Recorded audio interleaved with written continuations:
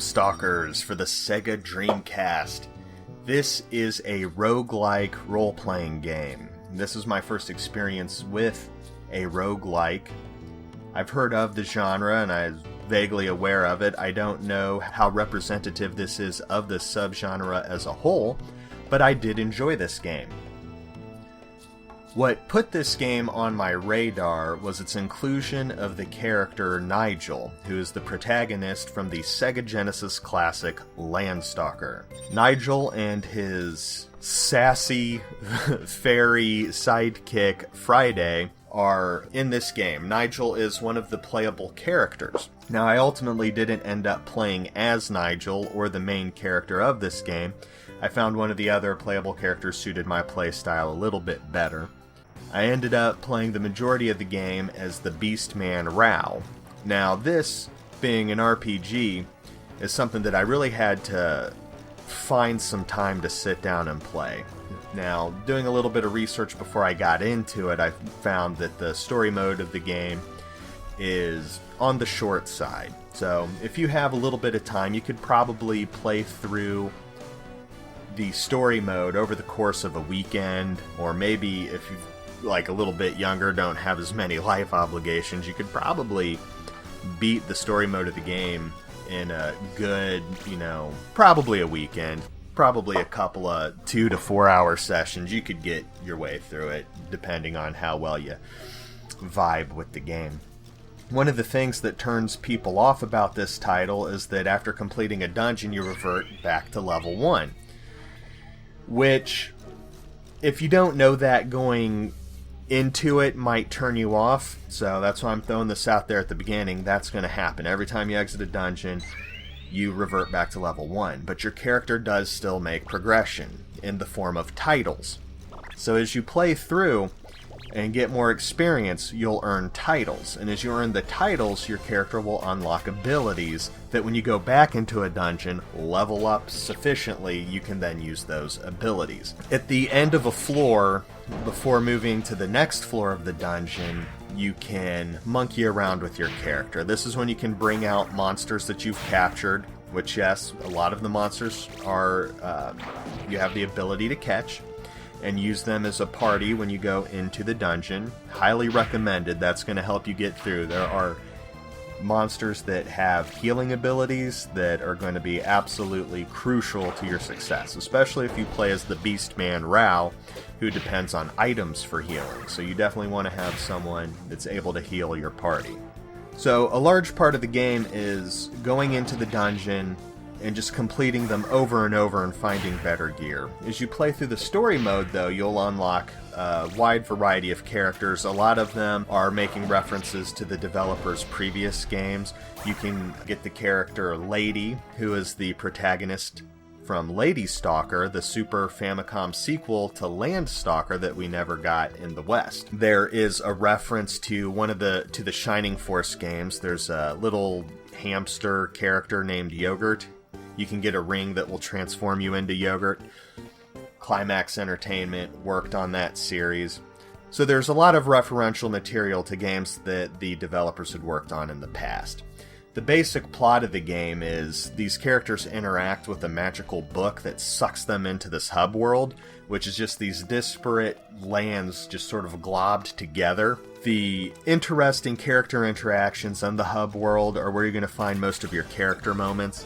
When you're not doing dungeons, you can talk to the other playable characters as they sort of wander around and interact with the townspeoples. There are sort of little subplots where the characters interacting with each other are kind of amusing. In one of the more contemporary modern world-looking environments, there's a detective that after each dungeon will tell you a different joke.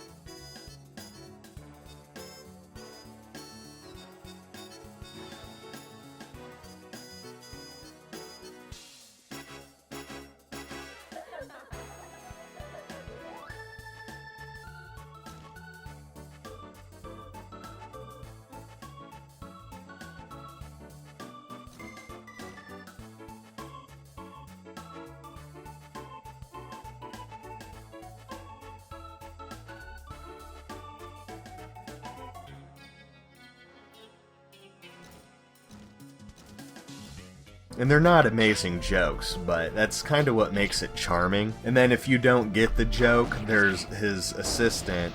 She will explain the joke to you. So these, I mean, they're in a whole different level, like way beyond dad jokes. Like, I don't even know how you classify these jokes, but that was something that I found interesting, and I kept going back just to see what this guy was going to say next. There's a couple of hillbillies that are trying to find wives. There's a knight protecting a princess, and the princess is just wandering around interacting with all the different people that she normally wouldn't get to interact with. So, you know, she's checking out the blacksmith and just exploring all these different cultures and whatnot. There's a futuristic science fiction world where there's an archaeologist going around and talking about the different time periods and levels of culture. So you have to go out of the way to find these character elements. I tried to play through the game as quickly as I could so that I could review it, so I didn't really spend as much time with it as I would have had I bought this game in 1999 and was a teenager with infinite summertime to just keep going in and enjoying the game, which is something that I really wanted to do. I did enjoy the gameplay. It's on the surface, it's fairly simple, but the more you look at the systems at play, the more nuance you discover it has. So you may find yourself going through like 2 or 3 dungeons no problem, saying, wow, this is easy, and then boom, you get your butt handed to you, and then you just die repeatedly, and you gotta tweak your strategy and hope you find the right items. My character, Rao, that I was playing as, has an ability that he'll use his stamina to refill his health. So I was using that through a dungeon, but then there were no fruits to eat to refill my stamina, so then his stamina was wiped out, and without any stamina, his health started draining. So depending on the dungeon, you may have a lot of health items. So if you go to a dungeon where there's lots of stamina fruits, then you can use that ability to great effect and not have to really worry about anything, because you will fill your HP at the end of each battle, so you'll be in a pretty good position. As you keep going through dungeons, you'll find items and treasure, armor, all sorts of good stuff, but if you die, you can't take it with you. So you need to make sure you get out of the dungeon to get those slight increases in gear. So even though your level's not progressing, you're getting better items and weapons, you're getting better ranks, and your character is improving.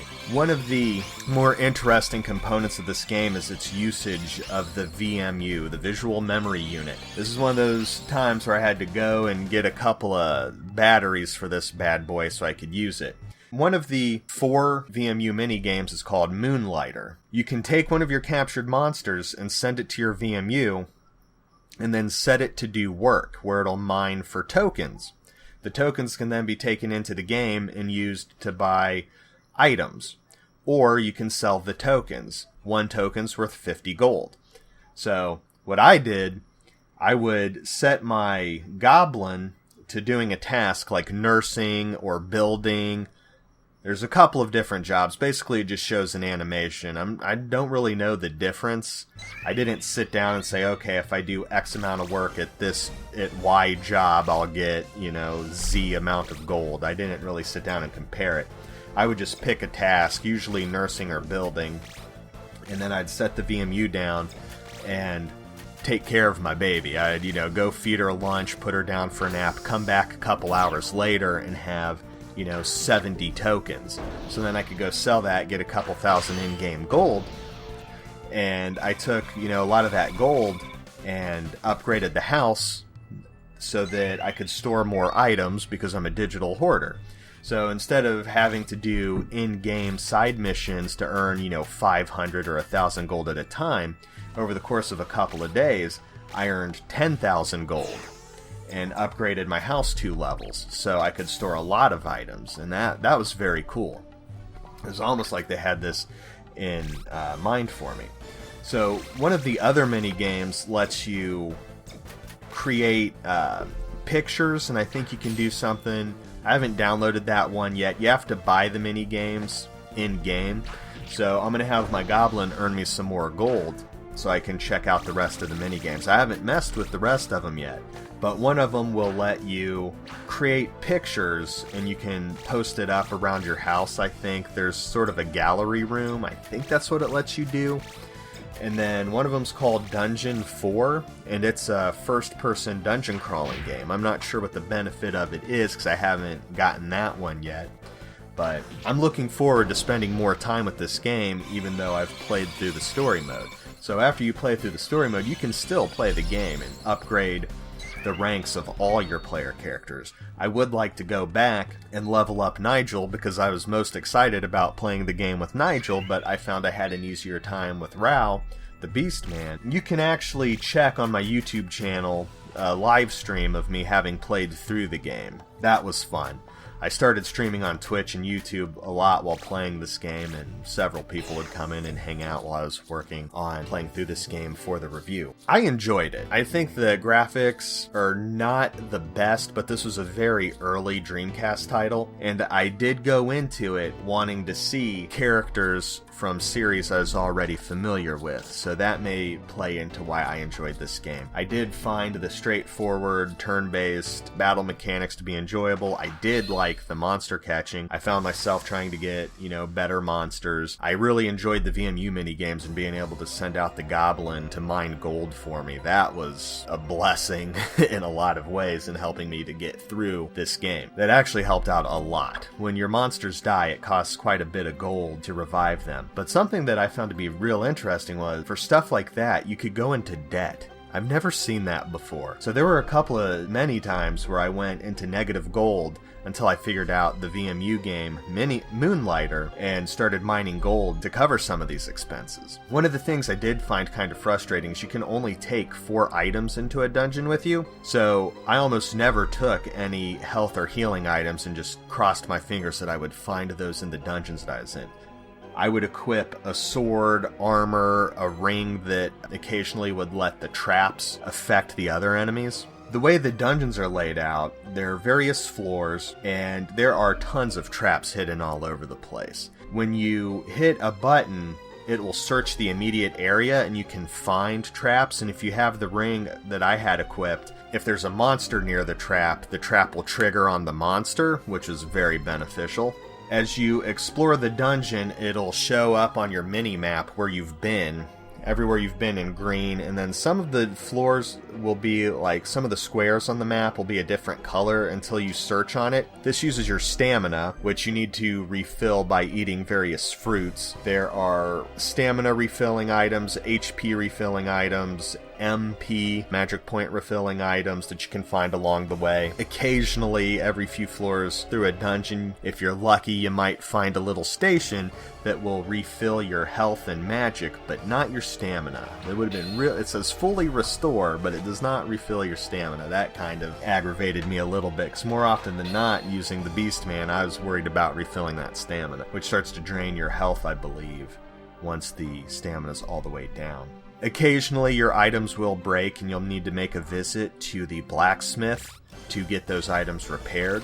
Or you can find or buy new items if you want to go that route, but I ended up enjoying the gear I had and having it repaired many times. I believe they'll also upgrade them. This is a game that I really feel I didn't get to spend as much time with it as I'd like. If I didn't have infinite games to play with, I feel that I could sink a lot more time exploring every nook and cranny and trying to upgrade the house fully, get the items in the trophy room, get better gear, level up Nigel and Lady, because those are characters from games I'm interested in outside of Landstalker itself. Overall, I had a really good time with this. If you got a Sega Dreamcast and you like role-playing games, this definitely deserves a spot on your shelf. I don't think it's too expensive. It definitely wasn't when I bought it. I think about 10 years ago I paid $10 for it. At the end of the review you'll see the current price range that you can snag a copy for, but I really enjoyed this game. I would recommend it to anyone that enjoys role-playing games.